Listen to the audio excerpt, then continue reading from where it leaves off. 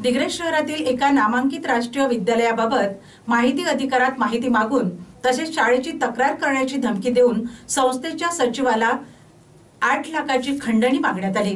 या प्रकरणी दिग्रस पोलिसांनी खंडणीचा गुन्हा दाखल केला आहे। मकसूद शेख राहणार देऊरवाडा असे आरोपीचे नाव आहे। माहिती अधिकारातून माहिती मागणे, फोनवरून वारंवार नाहक त्रास देणे एका सामाजिक कार्यकर्त्याला चांगलेच भोवले। प्रत्यक्ष अप्रत्यक्ष फोनद्वारे आणि माहिती अधिकाराच्या माध्यमातून राष्ट्रीय शाळेची माहिती मागितली आणि शाळेकडून वेळोवेळी तशी माहिती पुरविली। परंतु शाळेच्या मुख्याध्यापिका यांना फोन करून तसेच व्हॉट्सअप कॉलद्वारे फोन करून धमकी देत तुमची तक्रार मुंबई मंत्रालयात करतो, माझ्याकडे तुमच्या शाळेची फाईल तयार आहे, जर आपणास तक्रार होऊ नये असे वाटत असेल तर मला 8 लाख रुपये द्या, अशी तक्रार शाळेच्या मुख्याध्यापिका यांनी केली। हा सर्व प्रकार मुख्याध्यापिका मेश्राम यांनी शाळेचे संचालक यांना सांगितला। संचालिका मेहता यांनी मकसूद शेख यांना शाळेत येऊन चर्चा करा, तुम्हाला आणखी काय माहिती पाहिजे आम्ही देतो असे सांगण्यात आले।